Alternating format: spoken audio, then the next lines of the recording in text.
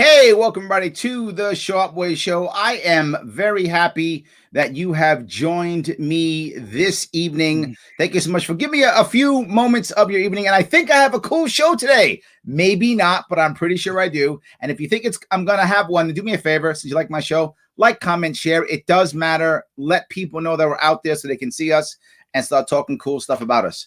I am very, very lucky this evening. I have with me a man who is a crypto entrepreneur, an activist, a podcaster, all kind of cool stuff. The man himself, Rob McNealy. How are you, sir? Good. How are you doing today, Larry? I can't hear you. Your mic just went off. Can you hear me now? I just heard you a minute ago. What'd you do? We were talking before the show. I didn't. And now all of a sudden your mic is off. It didn't do anything. Now, well, I was kidding. I actually don't have Rob. I have just his face. You can look at him. And if you want more on him, head over to robmcnealy.com and you can check out his podcast. But right now, I can't hear him at all. That's not good because I'm here. Rob, can you pop in and pop back out? Yep. I'm sorry. Yep. Just 1 second. Before I lose half my audience. Thank you. Guys, stay with me. This is actually something very interesting. So it's good. All right. Are you good there, Rob? I am. How about that? Okay, maybe it's me. My audience is saying that they can hear, so maybe it is me. That would be horrible. Ah, there we go. Now I hear you. You good? I'm perfect. Well, and also now I can't hear you again. Maybe this actually is me. Hold on, guys. This actually might be my issue.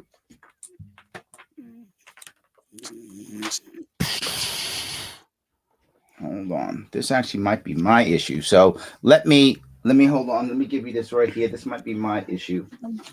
I think I am going to have to do the old school, guys. See if this will work. So, hello, everybody in the audience. Let me see if I can go old school for a second. Oh, hold on. Can you talk again? Hello. No, I had to make some changes. I'm blaming you, Rob, and it's all my fault. I apologize, brother. All my fault. I'm used to it. Everybody blames me, but that's okay. There we go. I was libertarian for a long time, so we get blamed for everything and don't do anything. You are still libertarian. I'm not letting you go, so stop. You are still one. I have decided so. I've deemed it so. I want to say something important to you, though. Yes, sir. You are working in the crypto world, but this is not an investment thing for you. You're actually trying to make crypto money. Yeah. And that's not what I hear. Most people who are doing this, they are literally doing things like, hey, I just want to make a cool investment. I want to do something cool. You're actually trying to make money. You're doing it in a way that I think is very special.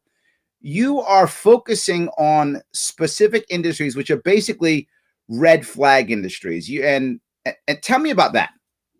So the big thing in crypto, right, is mass adoption. This is like this holy grail unicorn thing where every day people start using crypto for payments. But the one thing that's the problem, it's like the emperor has no clothes, is that pretty much nobody is buying anything with crypto.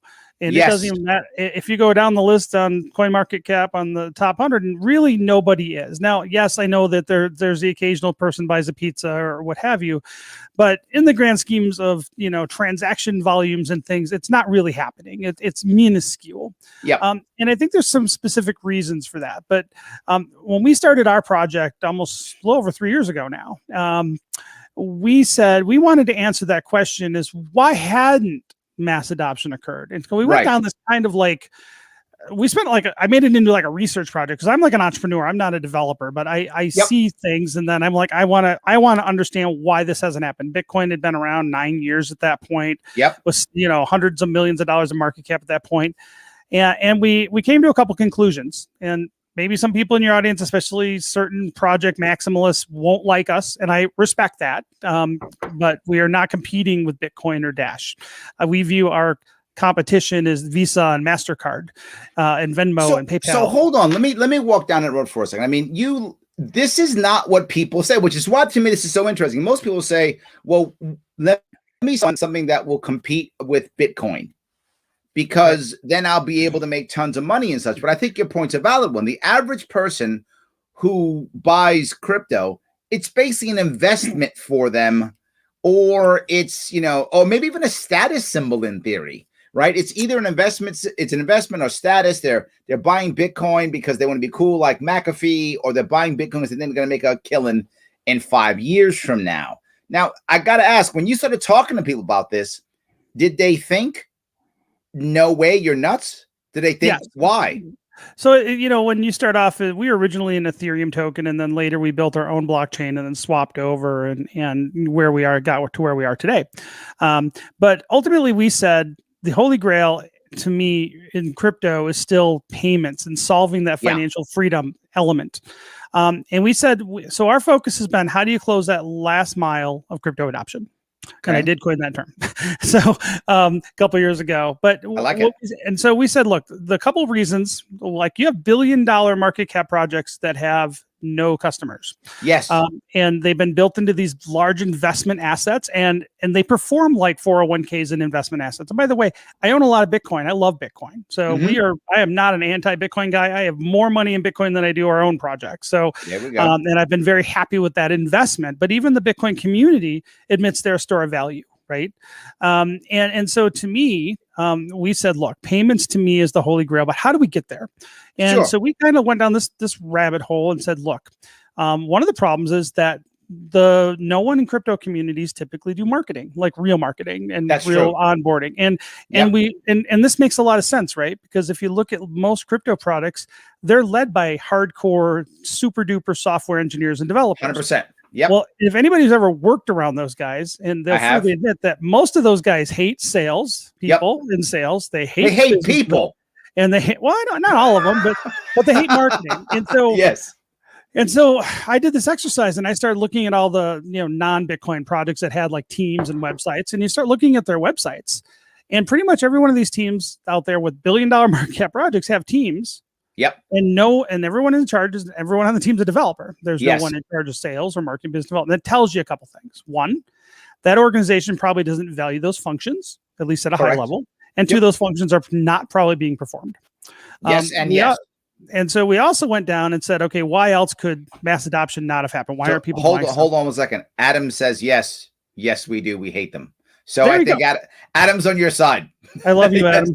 There we go. And then I love the developers on our team too. And then we said, okay, let's break it down. I'm just a simple guy. I look at things from the outside. If it doesn't make sense, I want to figure out why it's not making sense to me, because I'm a business guy. I just kind of like to solve problems. And then we said, like, okay, if you look at crypto and you saw how things were marketed early on, even now, you'll see like these influencers will be hassling a barista, at Starbucks, or hassling an Uber driver. And I'm like, hassling their grandmother. And what you're doing is, hold on. Liberty Shamrocker says, I do lots with crypto, even launched my own coin. I use as buying power. Just to your point, she says, I ask if they take crypto. If not, I ask why. She is doing exactly what you said. Well, here's the problem. Yeah, she is doing what she said. And like I'm saying, I'm not saying that there aren't people that don't buy certain things. There are some extremists that are pretty rare, and there are extremists. They're fringy, right? We're fringy. We're in crypto now. We're fringy. I'm still fringy. But the fact is, crypto doesn't solve payments problems for most people in the West. Yeah. It creates more problems for them. It's unforgiving. The UI UXs are bad. The fact is, if you can use the debit card, PayPal, Venmo, Square, Cash App, or Square, or any of those things, crypto is actually a downward step for most industries. Yep. So we said, if you're going to get adoption, you have to think about in terms of marketing crypto, right? Just like any other startup would. But then you have to focus on industries that have what I call a recognized problem with payments with the existing system. And in the United States today, there's only a few industries that have a recognized problem with payments. And most of those industries are distasteful to somebody. So that's why they're considered red flagged or, difficult industries. So that might be. And the government decided they're bad. Right. Going back to 2012. And we can get into that. Operation Choke Point. But the industries would include things like CBD, cannabis, gambling, pornography, refugee immigrants, payday lenders, and the multi-level marketing world. I didn't even know that one until very recently, believe it or not. I'm still learning. And then guns. Yep. And guns are lumped into it. So what a good time to talk about guns this week. Nicely done. Exactly. So what we did is then we said, okay, we looked at all those distressful industries. So this is the theory when we started deciding that we're going to build our own blockchain and really try to get mass adoption. we went and looked at all those different industries and said, where do you start? And we said, well, successful companies tend to start in one place, one niche, and then work their way out. So I talk about that all the time. I scream about them focusing on your initial marketing in a niche. I love it. So Amazon was a bookstore for a bunch of years, and it was not a fluke that they went into other industries later. Bezos had a plan. There's interviews with him from back in like 96, 97, right? I'm old and I'm dating myself here because I remember those days. But I'm older than you, my friend. Don't worry. You might not be that much older. I'm old. I'm younger. I'm older than I look. Okay. I'm almost 50. And so what happened? I passed you. Okay. Not that much though. But what happened is Bezos said, we wanted to start with books because they wanted to get traction. There's a lot of SKUs and covered a lot of industries, and it was ripe for, modernization. And he got traction there, then they went out. So we're looking at that. We want to do that with TUSC as well. And TUSC stands for the Universal Settlement Coin. Our focus is to eventually be Amazon for crypto, for payments. But we're starting in one of those distasteful industries that has a recognized problem. And then we looked at all the different industries in that kind of category of these red flag, evil, sinful industries. And we decided to focus on the gun industry initially. Number one, I am a freaking passionate gun nerd. Like I build guns, I shoot guns, I train, I love guns. Two, it's a $50 billion industry. So it's a big market. Three, it does have that recognized problem with payments. And four, out of all the distasteful industries, it is the one that has the most solid constitutional protection. And so we decided, so I'm the business guy, right? So I don't build it and they will come as a myth, by the way. I completely agree. And developers and engineers always have this wrong thinking that you build it and that will come. No, you come up with a solution to a problem, then you go find customers, then you build your company around that. And that's what we did. So we went through all that market analysis, and then I started picking up the phone and asking people at the lunch in the gun industry.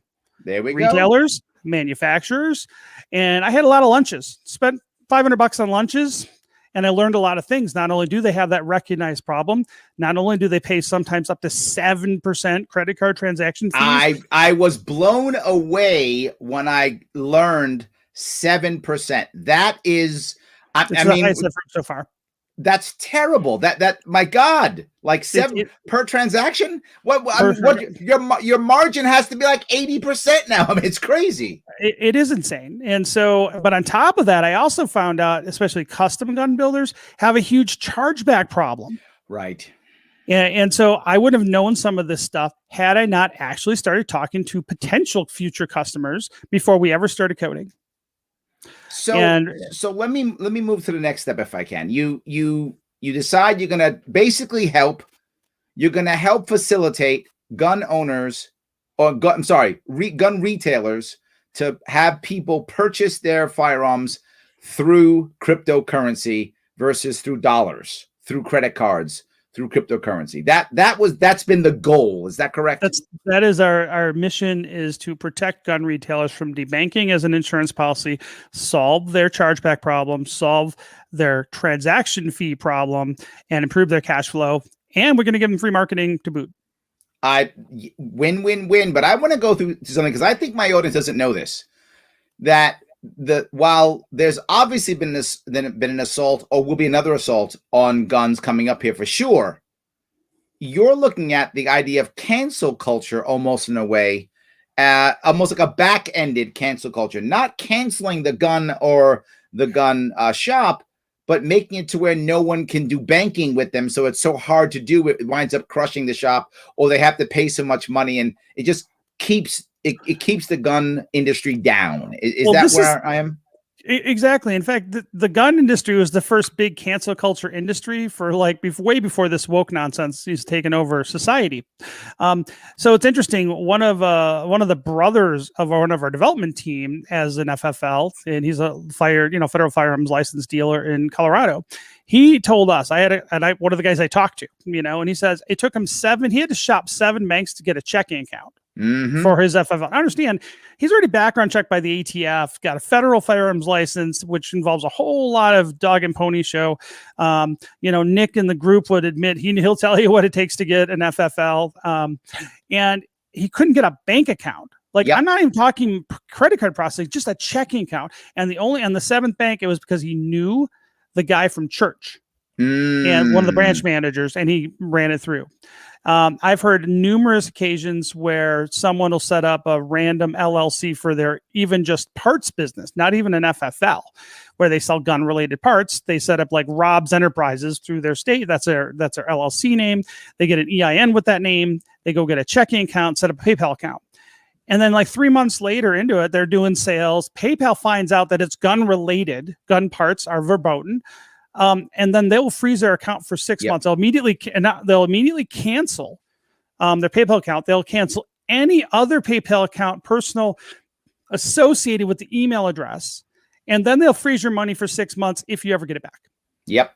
And that is the ultimate cancel culture. And then here in the last 2 years, and this is before really the heavy woke stuff, Shopify 2 summers ago fired all their gun related businesses off their shopping cart platform. Wow. Not even on the payment side, on the payment side, but they said, we don't want your business. CEO came out, signed a letter. We don't want you, get off our platform. Last summer, I think it was, Salesforce.com said they don't want gun-related businesses using their CRM software. Salesforce said that? Salesforce hates gun people too.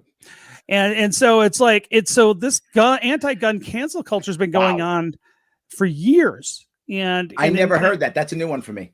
Yeah. And so the tech world in Silicon Valley absolutely hates the gun world. Yes. A $50 billion constitutionally protected, super heavily regulated industry. Bink. They want them off. With people who, gun people like you don't have to tell me, I know you spend money on gun stuff every year. Guaranteed. Every person I know who really likes guns, it's a hobby for them. It's part of their lifestyle. They spend money on gun stuff every year, no matter what. If you don't buy a new gun. Yes, absolutely. It's an expensive hobby. So they're throwing away the money. But here's the part that really, I guess, in a way makes me afraid, but in a way doesn't. And what I mean by that is, as you begin to punish any industry and make it illegal, they simply go underground. Is what they do, right? I see it in New York State, with which all of a sudden nobody has any ammunition anymore. We don't have it. I don't know where. Nobody has ammunition anymore. Yeah, no one has ammunition anymore. That's called 8 million new gun owners last year. Yes, there we go. And but no. But I mean that even if you have it, you don't. Who bought it? I didn't buy it. I didn't buy any ammunition. What are you talking about? Nobody has any ammunition. No one buys any ammunition anymore, right? Because they don't want to. There's almost a black market in purchasing things now in New York City because of our SAFE Act and red flag laws. So, but the other thing I'm seeing is this is a reaction to KYC laws, which are know your customer laws. For those who don't know that, that happened after 9/11. Right, that or even after Enron. I mean, the laws got worse and worse and worse. Well, yeah, the Bank Secrecy Act that came out of the Patriot Act post 9/11 changed a lot of the AML KYC kind of stuff. Like that's why even with like doing mortgages, there's a big deal around that now because of that. So, and the problem is the problem is what happens is as they put all these new laws, the people who are affected by this go someplace else. So now all the laws you put in place only make things harder for the people who are the good people, and the people who are bad have gone off to do something else because they'll get caught here. So now as you create this problem, you're going to create it to where gun owners are going to say, you know what? I'm going to buy my stuff through cryptocurrency. I'm going to try to find another way to get around banking. And guess what I'm afraid about that is, when does the government come cracking down? Right. And, who do they make the next Ross Ulbricht and put in jail forever for being a heretic or being, sacrilege against the government? That is my worry for this. Well, we are not a privacy coin. So we're we have the same kind of level of privacy as Bitcoin. So transactions across our network are completely open and trackable. Okay. We do not do AML KYCs on accounts, just like Bitcoin. So we say it's pseudo-anonymous. So once you set up a wallet, if they can connect your wallet to who you are, then they can trace it down. But right now, the way we launched and the way, I guess to say is, we're very compliant. So we're not any legal security. So, we're going to talk about this too, but we are non-ICO project. Meaning that we did not sell coins or tokens to fund development of the project at all. We bootstrapped. And in fact, one of the ways we got around not being an illegal security, which will help us because we will be able to be traded on American exchanges as we grow. We aren't on any yet because it's a bit license and there's a bunch of other stuff that get into that. But we gave the entire supply of our original token away for free through self drops. People had to manually go get them, and we required no activity. So we did not meet any of the points of the Howey tests. So we are not illegal security. We never sold anything. And it's interesting. I just calculated this last night. So we gave away our original token in 5 million increments. And then when we swapped to the new blockchain, we did a 2-to-1 compression. So basically everybody got 2.5 million TUSC coins, almost 3.5 years ago. Those are worth $200 now. So we gave away a supply, and it was a gift. People had to manually go grab it and stuff. I mean, we just didn't airdrop it. It was what we call a self drop. People had to manually go collect it. And those things are worth $200 now. I mean, we created a market, or we didn't. People started putting them on the market originally, but we never sold any coins. We are not an illegal security under U.S. law, which does make us one of a handful of projects that eventually will be able to be transacted on American exchanges. One of the things that the government is doing to put a damper on things, they say that if you're a licensed American fiat crypto exchange, you can't trade anything that was a possible illegal security. So anything that was pretty much every ICO done in 2017 and 2018 is probably an illegal security. So the American crypto exchanges won't list them. That's why if you look at the numbers of crypto projects that you can trade on those, they're very small numbers typically. We are also not a privacy coin. We don't do AML KYC, but we're also not trying to shield illegal activity. If you want to do illegal activity for transactions, you want to sell drugs or illegal guns, do what everybody else says, use dollars. That's the best thing for that. Don't do it digitally. And Absolutely. so, and that's where, and the whole thing about crypto being this, black market, well, less than 1% of Bitcoin transactions are done for nefarious reasons. It's actually not used by criminals. What's used by criminals is dollars typically. Absolutely. So we've worked very hard to not be doing something to thumb our nose at the government. We're not trying to screw the government over. We are trying to fill a niche void in the gun industry right now. And that is the mom and pop size retailers that are trying to do business online. They can't afford the outrageous fees. Some of these, $500 million defense companies, they can get a little better transaction fee. It's those small mom and pops that struggle, that maybe sell one widget, one product that you're not going to be able to get it in stores. They don't have distribution. They sell online. So how do they deal? What are your fees? I mean, obviously not 7%, but what are yours? So this is interesting. And we did a recent pivot on this. So right now there are 0 fees for the retailer. Zero. The network is funded by That's a good number. It is a good number. And so for the retailer side, so with crypto, the buyer pays the fees. And we did a couple things when we built it. We said, one, it needs to be competitive with both speeds, and it's got to be cheaper than Visa out of the gate. So we're delegated proof of stake blockchain. So we're really fast. Our confirmation times take about 2.6 seconds on average, which is whoa. 3 seconds for a transaction? Less than 3 seconds. The confirmations are almost instantaneous. Very nice. The actual transaction fee is 50 TUSC, which is a flat fee. There's no percentage of 7% or 2%. It's a flat 50 TUSC. And right now that's equivalent to about a half a penny is what it costs to move any amount of value in TUSC right now. But the buyer pays that because crypto is reversed. Buyers pay the fees, not the sellers. Got it. So right now for retailers, it technically is free to transact on TUSC. So I would have to pay half a cent if I'm buying the gun. 50 TUSC. Yep. I think I could afford half a cent.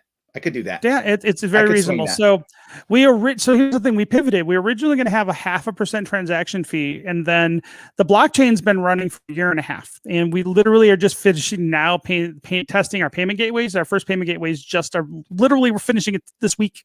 We'll be rolling them out to the public next week. So that's why I'm starting to talk, and we're starting to roll out some marketing, because now we actually have a way for retailers to really, put the plugins on their website, and they can accept it just like PayPal on their website now. And so we're doing that. We got an integration with a company called forgingblock.io. That's where if anybody just wants to accept TUSC, they download those little plugins. There's 7 or 8 different shopping cart software supported. They put the plugin on, they can accept TUSC. And so, and it doesn't cost anything. And so the thing is, then, and one of the things we talked about earlier is that most cryptos are viewed as, and this is important, most cryptocurrencies are viewed as investments. Sure. And we've worked very hard to not tell people we're an investment. Yes. Okay. And there's a couple of things we did in the design that a lot of people didn't like and don't understand. So like a lot of cryptos are deflationary, meaning that they have a cap supply, like Bitcoin's going to have 21 million. Yep. We do not have a cap supply. So what that means is that we have a controlled annual inflation rate set by it's a parameter in the software set by the committee that's elected to do that. Right now it's set at 5% because we're at the bottom, and we need the block producers, the miners in our network that run the network, have to get paid to cover the server costs. Right. And right now a block producer makes about $6,500 a year with the current price of TUSC if they run a node for the network. And so they get paid out of the block rewards.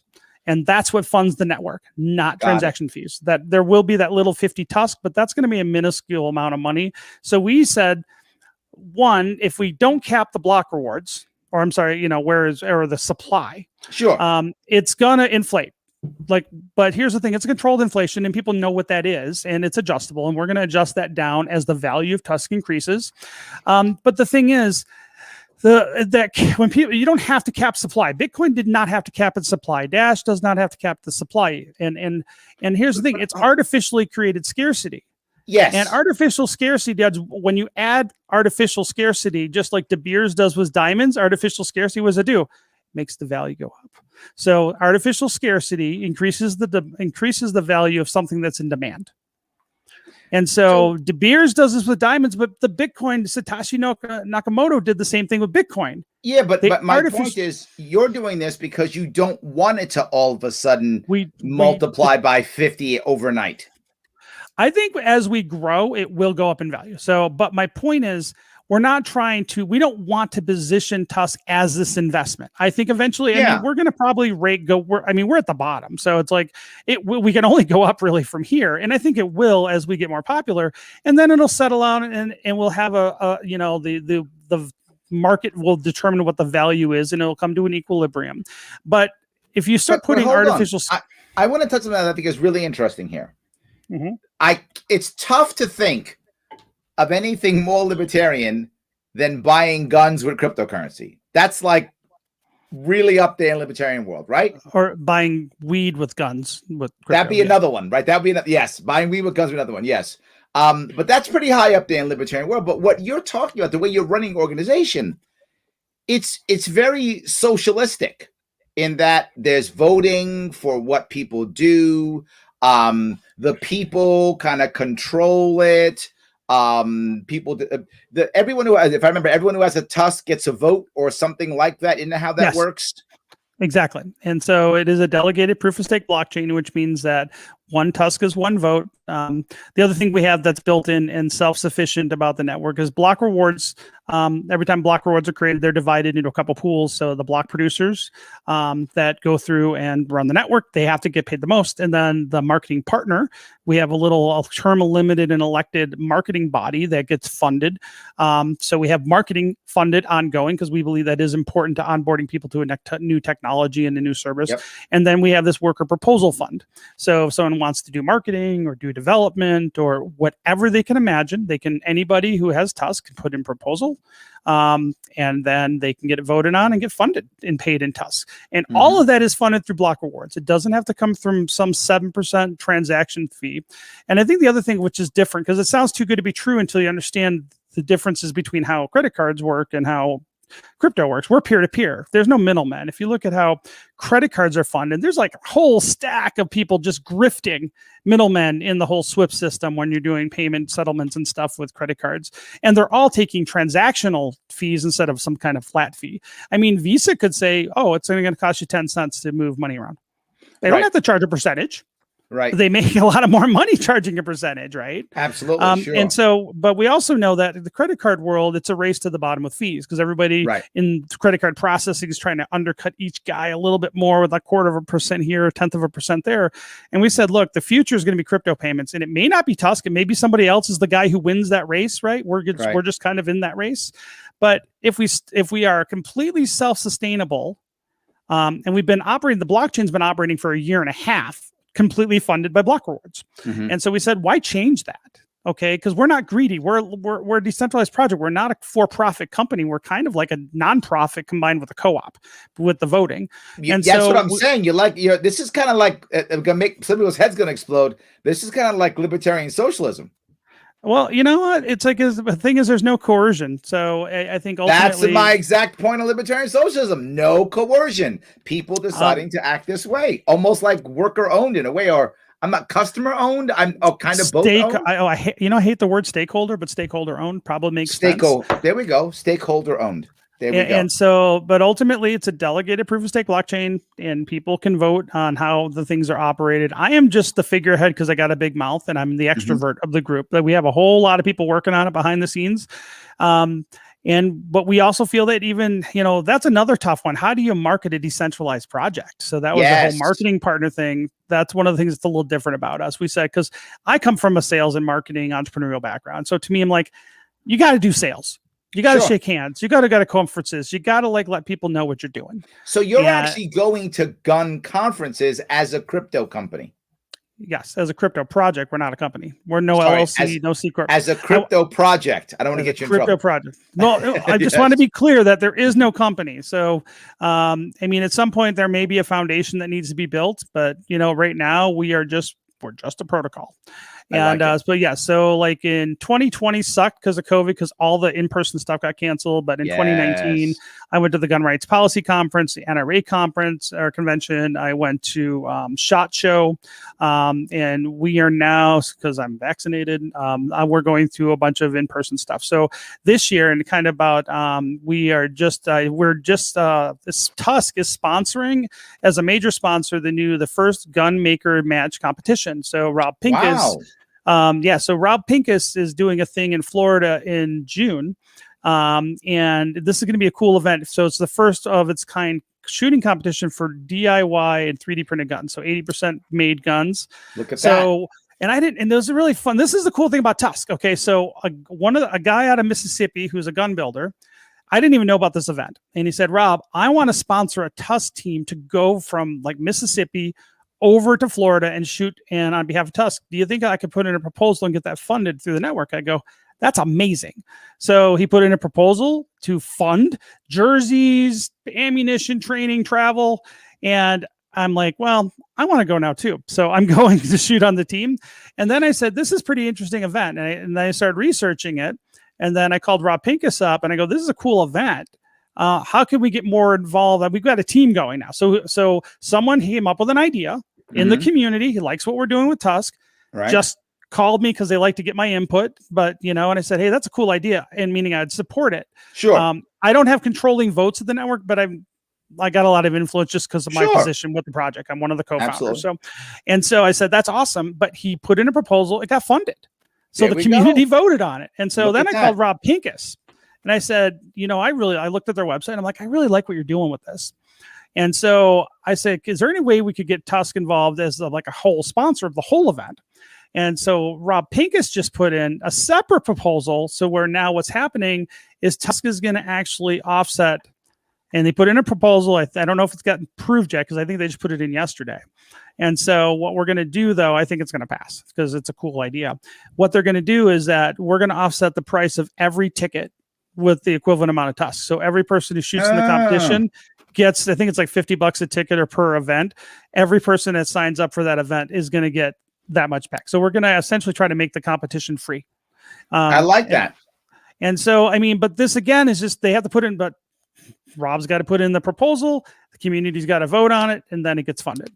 And so, and it's really kind of cool because this worker proposal thing, and we got some cool ideas from the community. And this is what I like about this project, because people are like, because I can't be everywhere. It's good. It's good leadership to allow the people on the ground to give you the input that you want. And I love the idea. It's amazing. Yeah, it's amazing. And so that's one thing. So we didn't cap the supply because we don't want to create this artificial scarcity that would boost the value once it got demanded, because we just don't want people to think of it as like buy and hold. We want people to spend it. And here's the thing, to me, I'm focused on the mission of adoption, because to me, I believe that cryptocurrency and blockchain technology is not going away. I believe these are some of my beliefs. I believe that it's going to fundamentally change finance. I also believe much in the way like guns are a tool that can be used for good or evil. I think blockchain and crypto can also be used for good and evil. And to me, it doesn't matter how big a market cap of a crypto project is if no one's actually using it. Yes, and I that's want the big deal. and to me, it's like we got to focus on getting people used to it. That means getting comfortable with the brand, getting comfortable with how to use, set up wallets and how to use all these different things.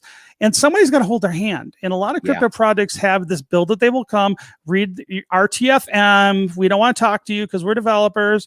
And I spend more time going to gun-related conferences than I do crypto conferences because I'm like, that's where the customers are.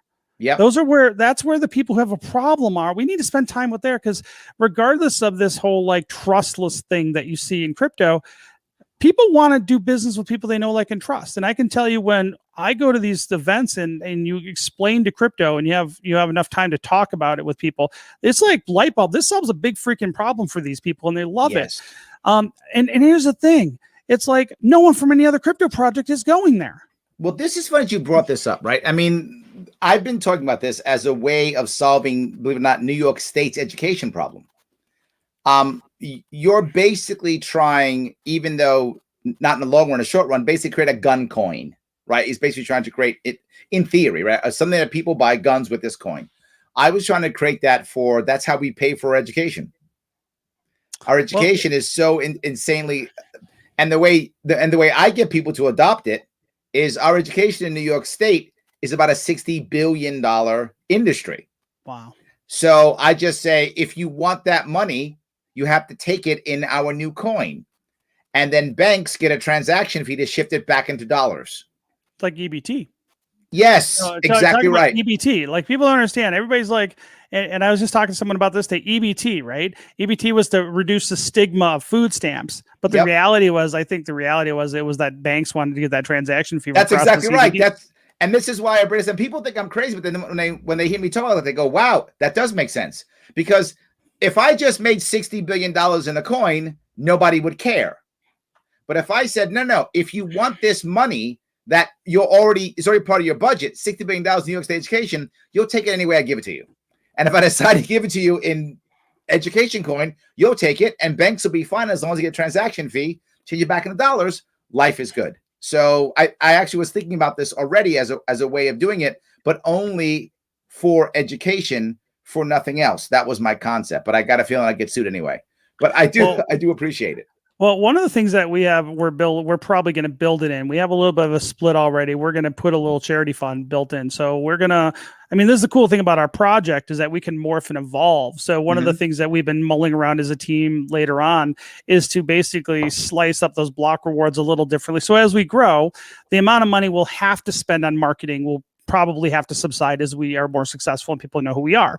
And so we'll probably shift, and this is what I'm advocating, is that we'll have to shift, and this will be done on the protocol and voted on and all that kind of stuff, but we'll move some of those funds into a charity fund. And then what I would like to do over time is have it so that let's just say you want to buy a gun, we have to figure out how to process this, but we can onboard a charity like in the gun space, like Gun Owners of America or Firearms Policy.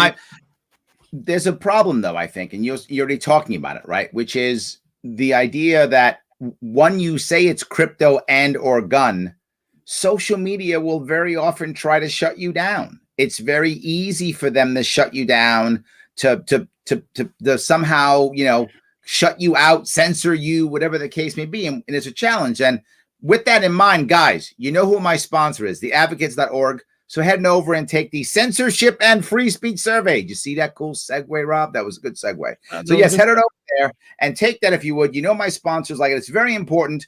They love what we do here. You see it in the actual show description. Click that, take the survey, finish the survey. Don't just go there and look at it. Finish that survey and then share it on social media, either on Twitter or on Facebook. It's free. It makes my sponsors happy. They're happy. Life is good. And if you want to do more, if you like what I'm doing, then throw me some money directly. Patreon.com/SharpeWay.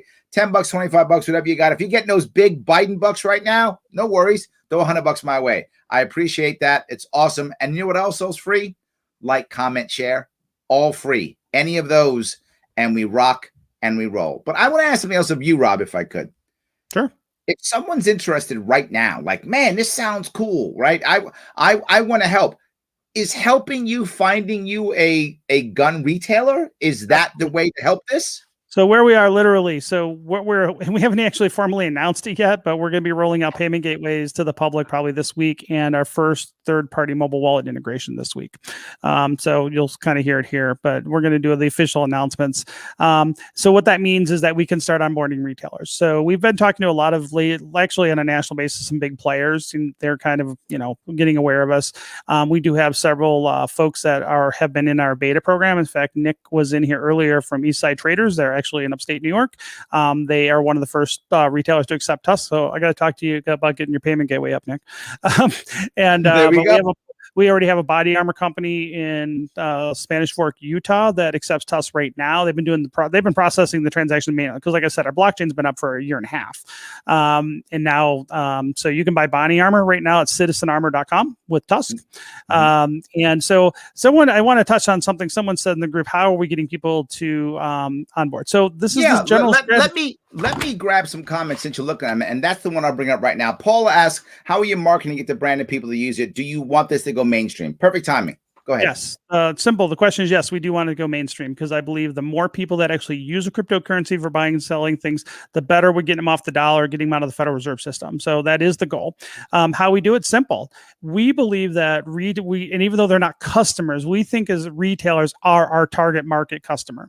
And the idea is that if they're paying right now 7% using one of the mainstream point of sale systems that are two-way friendly, or even 6 or 5%, they can discount the sale to their customers to buy from them. So what we're doing is we're providing the educational materials, and we got a whole plan on how we're doing this. But the idea is we're educating our retailers how they can discount to their customers to buy things from them in TUSC. And what happens is, one, they improve their cash flow. So it's really beneficial to the retailer. Two, they still make more profit. So even if they said, I'll drop it 4%, they're still making a couple extra percentage points or what have you, profit over the credit card transaction fee. They get instant settlement. So once their coin hits their wallet in 2.6 seconds, they have access to it. They can sell it. They can hold it, whatever they want to do. Improves their cash flow. But on top of that, it eliminates their chargeback risks. So it's highly beneficial for retailers to onboard their own customers by incentivizing them with discounts. Got it. And so that has been our kind of our focus on how we plan to get adoption. And then literally our focus has been holding the hand of the retailers, teaching them how to use it, setting up wallets, walking people through proposals. And over time, we're going to be, we'll make it a lot easier. Our user experience and interface stuff's got to improve. The on-ramps are all improved. This year, we're focused on right now is building our infrastructure and liquidity. And that's just a growth process of doing what we're doing right now. And then really onboarding as many retailers. So I think the ideal client right now is probably a small mom and pop shop. There we go. Because those are the ones that seem to have the worst problem with fees because they don't have any buying power. And we can hold their hand and we'll walk them through the process. My goal is to get about 100 retailers over the next year, kind of on board the system, and then see where it goes. So this year is all about building infrastructure. We're building out our marketing team now. We got a lot of viral content we're going to be producing to grow it. I'm probably going to be I'm looking at even going to Liberty Fest this year up in Rapid City. And so we're talking to those guys, trying to figure out if we could sponsor that, but it's a much bigger event. So we still have a budget too. I like it. Are you heading to Freedom Fest in South Dakota this year? Yeah. And it's funny because I used to live right near there too. So I'll be there too. I'm speaking there. I got my 3 panels or something. So I'll be there too. Been talking with them. They're talking about trying to get me on a panel. So it'd be interesting. There we go. And so maybe we'll be in the same panel. It's cool. Maybe I'll MC it or something. That'd be awesome. I would love that. There we go. But the number one thing that I'm focused on as far as doing the outreach, in fact, we're building like a social media and marketing team, but we're going to be doing a lot of filming and stuff. And I said, I want everybody working on this project to make money from it for their time. I don't expect freebies, and I want everybody to have fun. Because you know what, the mission is very serious and I'm very driven toward that mission, but I want everybody to get paid in TUSC. I want everybody to start building that ecosystem out. But I want to enjoy this because this is really fun stuff. It's cool, bleeding edge technology. And let me grab some more comments. The people, they want to comment. Jimmy says, big banks always want a way to gain transaction fees. Yes, Jimmy, that's absolutely true. 100%. Peter asks, what equipment's needed to mine TUSC? So we are delegated proof of stake. So right now, so in our network, we have 21 validating nodes, and they're elected to the position. The actual technical requirements are very modest, especially right now. So some people are running just on a cloud server, and some of them is small enough that you could run it on a free version of like AWS T2 micro free version. But the difference between proof of stake and delegated proof of stake is that you have to be elected to that position. Got it. And so what happens is it actually is kind of interesting. So block producers, and how I make money, because I want to make money, I run a block producer node. Mine is called Ready Rhino. My wife and I are co-founders, but we run the Ready Rhino block TUSC block producer. And so the idea is that since you have to campaign to get elected, to get that role, and it will be very lucrative over time, we hope, as we grow and get more popular and more transactions run through the network. So we have 21 validating nodes, and then we have 79 paid backups. So if one of those 21 go down, it instantly you can vote in a backup block producer from the pool. So we have about 100 nodes running all the time, and they all get paid something. And that's how our network's different. So some people don't like the delegated proof of stake concept. Some people say because there's just not as many validating nodes, like on Bitcoin, there's like hundreds of thousands, that it's not as it's not as secure. There's disagreements on that, but they're trade-offs. We have 2.6 second block times, which is, in my opinion, you need that if you want to actually be scalable out of the gate for retail. We built it for retail, and I think that we certainly are secure. And so I think ultimately it's that elected piece that's important, and part of that is we don't elect people that we don't know. There we go. So Peter, you better start hanging out with these guys. That's your thing. Start hanging out with them. You should probably do $40 a month VPS is more than enough to run a block producer for TUSC. And then there we go. And essentially, with TUSC, I mean, we're a small community that's growing, but we all know each other, like not necessarily in person, but I mean, we've been told, like some of the founders, we're in our Telegram group and our Discord every single day. We are very accessible. I'm easy to find, and we're always having comments about different things. So it's like after a couple of years, you kind of get to know, hey, who's doing what. And the cool thing about being a block producer, we have we have websites that are like campaign websites. You're like, hey, this vote for me for block producer candidate because this is what I do for TUSC. I love it. And to me, I always tell people I'm going to always vote to the betterment of the network. I try to be as objective as I can be. I don't have controlling votes, but I do have a good chunk of votes. And I'm saying, look, if you're kicking ass and you're supporting, you're building stuff for the network, or you're in, and I don't just look at the development stuff. I'm like, if you're out there, trying to help with marketing, and if you're just doing memes every day, all that stuff is needed because it's, blockchain. So you're campaigning to actually get a piece of it. I like that. That's actually pretty cool. You have to. Good. You have to. So let me go to Jimmy now. Jimmy says, so I have a question. As much as I hate taxes, the big government wants our money through taxes. How would they tax cryptocurrency for, let's say, the purchase of a gun? Do you know how that works? It doesn't matter. The payment methods are not regulated. So this is interesting because this question comes up a lot. The federal government does not regulate payment methods for firearms at all. Okay. You can pay with gold bars. You can pay with cigarettes. You can pay with cash, check, credit cards, debit card, Venmo, Square, whatever the seller, the FFL, is willing to accept. You can pay for it because the government does not regulate payment methods. And so now that doesn't change anything. So even if you're going to buy a real gun, right, you still have to do the 4473 form, get the background check, and comply with federal law. TUSC doesn't change any of that. We are not trying to do proliferation of illegal guns or street guns. I said, look, if you want to buy an illegal gun or you're a prohibited person, go do it with freaking cash. Okay, don't do it with TUSC. I mean, seriously, do it with cash. It's the safest way. I wouldn't do it with Bitcoin either. If I was going to, here's the thing that people get all oh, I'll do with Bitcoin or whatever. I'm like, don't do any illegal shit with crypto. Just don't. Yeah. Cash is always better.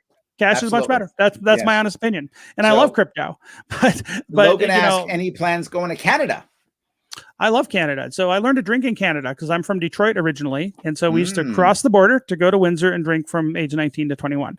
As far as go to Canada, right now, we're already a global project. So even one of the block producer nodes I know for a fact is in Hanoi, Vietnam.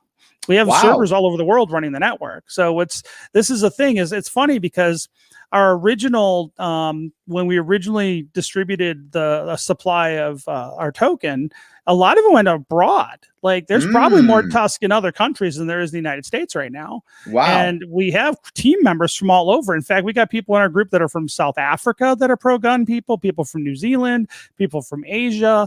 It's already a global project, and There we go. we've got a developer in. I mean, it's interesting. So like we work with the group that's doing the mobile wallet. They're like in Europe and Asia.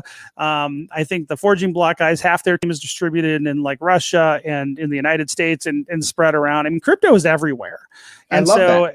And TUSC, and this is where I like tell people like, okay, could the government shut it down? Like, could the government take me out? Sure. If the government wants to take me out, they can take me out. But I don't control the network. Once we turned on the network essentially and turned the control of the network to the block producers, I can't shut it down if I wanted to.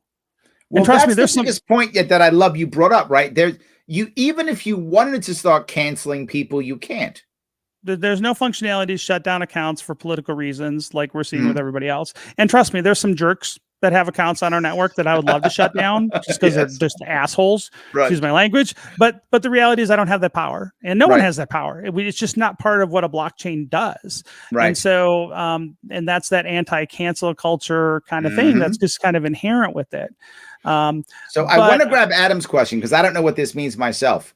Is the algorithm susceptible to the ASIC optimization? It's easy to get squeezed out of mining coins with the wrong kind of encryption. I don't even know what that means. So help me out with that. So ASICs are specialized computers that all they do is solve puzzles. And those are usually used to mine proof of work blockchains like, say, Bitcoin.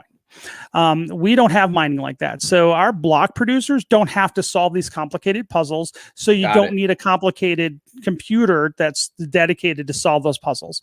So our network just kind of, our block producers just kind of talk to each other, but because they're elected to that position, it's a different type of security. So it really doesn't matter if you have an ASIC. Yeah, in fact, I don't even think our algorithm will work with most of the ASICs. Well, I don't think they would even support it because we're not a mineable coin. That's not how our blocks get produced. So it's just a different technology. So the three types of blockchains are proof of work, proof of stake, and delegated proof of stake. We're delegated proof of stake, and that's that elected piece, and that's where we get a lot of our security from. There we go. Paula says she thinks it's going to be big, so that's positive, I guess, right? Well, thank you. With bets, yes.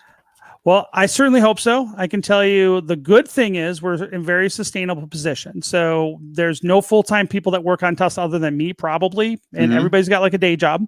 I do work a lot of hours. I haven't made a dime from it. I've invested 6 digits of my personal income into it over the last 3 years to make it get to this point. That's that bootstrap part. But right now, where we are is we have no debt. We have virtually no overhead. Literally the overhead to run a couple of nodes that we make sure that there's always a couple API nodes is about $100 a month. That's the overhead for the whole network. It's $100 a month to run the network, essentially. And that's just to get an API node to connect to the blockchain. It's not the blockchain itself. And then we have no debt, no overhead. We're not running away from a burn rate. Right now, our market cap's about $4 million. Our volume is growing. But the cool thing is that we have this worker proposal fund has about $500,000 in it. Nice. So with the current value of TUSC is about a little over $500,000 in the worker fund that can pay developers and can pay to grow it with marketing and things of that nature. So we have cash in the bank, so to speak. No debt, no overhead, no burn rate. And we got a working product and we got customers signing up. If we were a startup, I would like it, but yes, and there's no way. And I can't sell you TUSC if you wanted me to. If you want TUSC, we're on 5 exchanges. Our URL or our ticker is TUSC. If you go to our website at TUSC.network, there's a list of those under exchanges if you're interested. So it's TUSC.network. Is the URL. Yes. There we go. TUSC.network. I like it. So Nick says, Larry has my vote. I haven't run yet, but fine. We're just east of Rochester, and you and Rob have our support any way we can. Thank you. Open minds is our future. I like that. So Nick is on your side. That's kind of cool. Yeah, and Nick was one of the first stores to he's actually one of the first retailers to accept TUSC. And so he's been doing transactions manually. So he's one of our early supporters and we love him. And like I said, I got to talk to you because we got like the there we go. Liberty says, how receptive has TUSC been at gun conventions? Have people been coming to you, or have you been like the oddball and no one's paying attention to you? Like, how has it been when you're going there? So it's interesting. So if I get more crap when I go to crypto conferences because we're not Bitcoin, and a lot of crypto conferences don't like the Oh. maxis don't like competing. They view competing coins. I love Bitcoin, so it's like I view like Bitcoin as the 401k and we're the cash and kind of thing. And Mm. so and so to me, I love Bitcoin and I own a lot of Bitcoin. Like I actually literally own more Bitcoin than I do TUSC. And so it's like to me, it's like I'm hoping Bitcoin skyrockets, and we have trading pairs with Bitcoin. So it's like it's all good for me if Bitcoin goes up. Right, right, right. In our project. But ultimately, the reception's been very good so far. So like Nice. we had an article 6 weeks ago went out and at the so 6 weeks ago our market cap was 800,000, is about 4 million now. One article put our market cap up to 13 million temporarily, no 8 million Wow. temporarily, and then our volume was like zero or $100 a day or something, and our temporarily it went up to 13K a day and then went kind of down, but now even our volume is above 1,000 a day already. So like one article just talking about it, what we're doing in the gun space literally has like gotten us a lot of new helpers, a lot of people coming in, and so the reception's been really good. Blockchain technology, I mean, a lot of people in the gun space and 2A space, there's a lot of older boomer types. So it's like sometimes technology is slow. And I think, right now, though, I can tell you we've been getting people calling me out of the blue, like gun stores. I just had a gun store call me in North Carolina. They're like, I'm paying 7% on this payment system in the gun space. And I'm like, you're kidding me. Because I didn't think it was that much. I thought most of them were paying like 4 to 6%, which is still high. And even then we're still way better than that, but like 7%. And I'm like, that's ridiculous. I see what you're going, because I could definitely imagine that, the more conservative or older generation is going to say this crypto stuff is just like a scam. I can imagine them feeling that.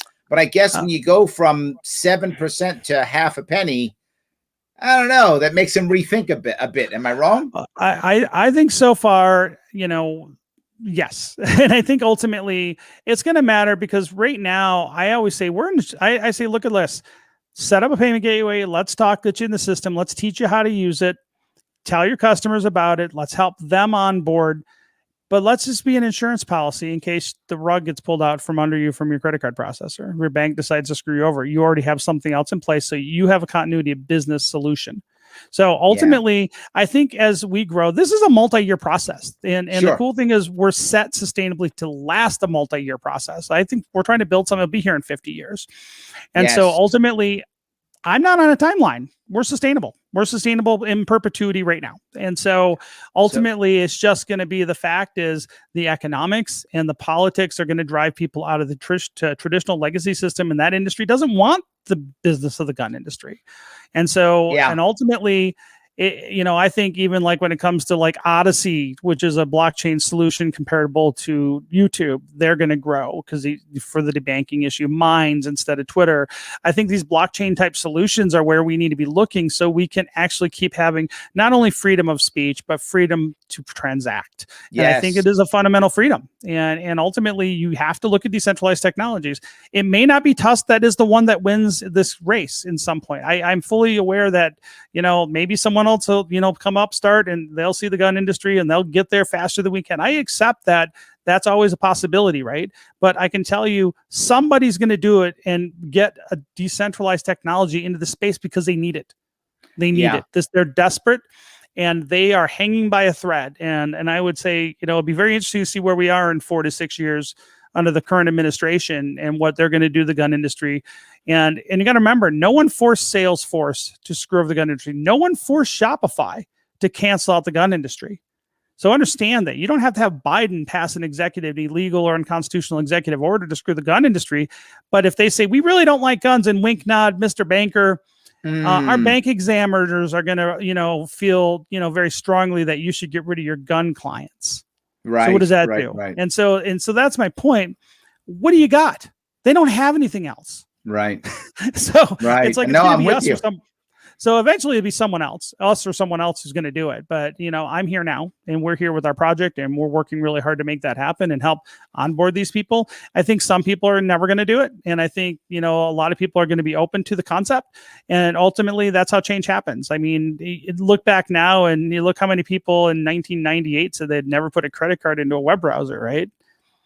Absolutely. Yes. Well, Absolutely. show me one gun part accessory manufacturer that doesn't use Amazon or use Absolutely. e-commerce now. Yep. And So, so I believe that long-term cryptocurrencies and decentralized technologies will have that much of a paradigm effect and change on finance.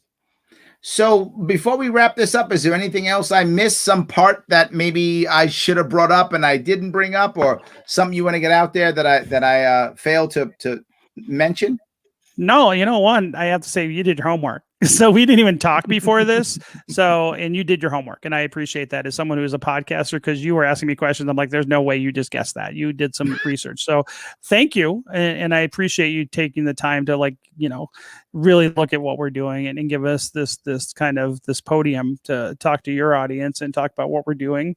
No, I think you covered most of the big things. All I can say is if you're interested in helping, if you can code, if you can market, we need someone who can make a lot of memes. So if you got someone that's really into memeing, we need a meme guru. I got tons of those. They're listening right now. You're going to get some emails. So if you want to reach out to Rob specifically, head over to robmcnealy.com. If you want to talk about him or see what he's doing himself.